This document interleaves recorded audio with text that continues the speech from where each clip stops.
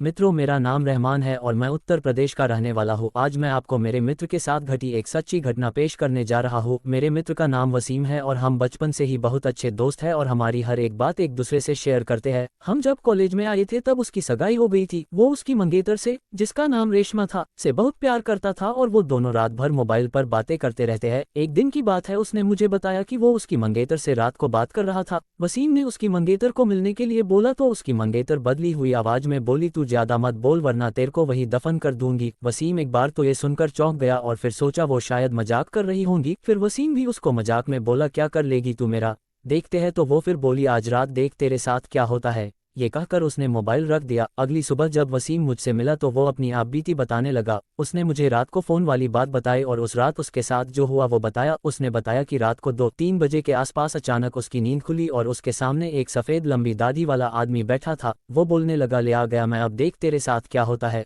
उसने वसीम के गले को पकड़ लिया। मेरी सांसें रुक गई। वसीम ने उसी वक्त अल्लाह का नाम लेते हुए नमाज पढ़ना शुरू कर दिया और वो उसके सामने से गायब हो गया। मुझे उसकी बात सुनकर बड़ा अचंभा हुआ कि ऐसे कैसे हो सकता है। उसके अगले दिन वसीम ने फिर अपनी मंगेतर से मोबाइल पर बात की और बोला, कल रात तुम मुझे क्या अनाप शनाप बोल रही थी। उसकी मंगेतर ने कहा, ऐसा कैसे हो सकता है जबकि कल तो मैंने फ़ोन ही नहीं किया था। ये सुनकर वसीम के रोंगटे खड़े हो गए और उसने तुरंत फ़ोन काट दिया। उसी वक्त वसीम ने मुझे फ़ोन किया कि उसकी मंगेतर की तबीयत खराब है और कल उसके घर पर चलना है। अगले दिन हम दोनों तैयार होकर वसीम की मंगेतर के घर गए। वहाँ हमने दरवाज़ा खटखटाया तो उसकी मंगेतर सामने खड़ी थी और बदली हुई आदमी की आवाज़ में बोली, तू फिर आ गया ना, तूने अगर अंदर कदम रखा तो यहीं पर तेरा जनाजा निकाल दूंगा। वसीम बोला कि ये क्या बोल रही है तू। वसीम आगे था और जैसे ही उसने घर में कदम रखा उसकी मंगेतर ने दीवार पर टंगी तस्वीर उतारकर वसीम के सर पर दे मारी। उसके सर से खून बहने लग गया। वसीम के ससुर और सालों ने उसकी मंगेतर को पकड़कर बिठाया। फिर उसके सालों ने वसीम के सर पर पट्टी बांधी। रेशमा के दादाजी ने बताया कि रेशमा को जिन का साया लग गया है।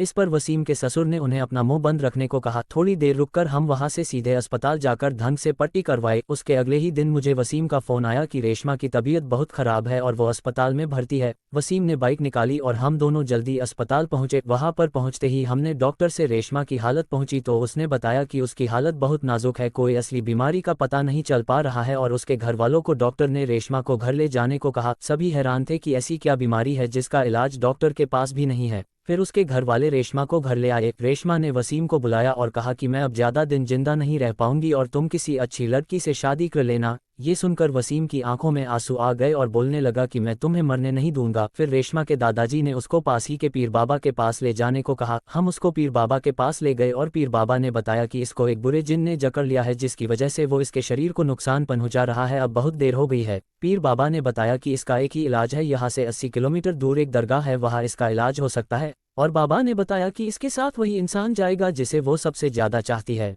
वसीम ने कहा कि मैं चला जाऊंगा, मुझे बाइक भी चलाने आती है। रात के 3 बजे वसीम और रेशमा दोनों बाइक पर निकल पड़े, लेकिन आधे घंटे बाद किसी का फोन आया कि वसीम और रेशमा दोनों एक्सीडेंट में मारे गए। ये सुनकर मेरा रो रो कर बुरा हाल हो गया। मेरा सबसे करीबी दोस्त अब इस दुनिया में नहीं रहा।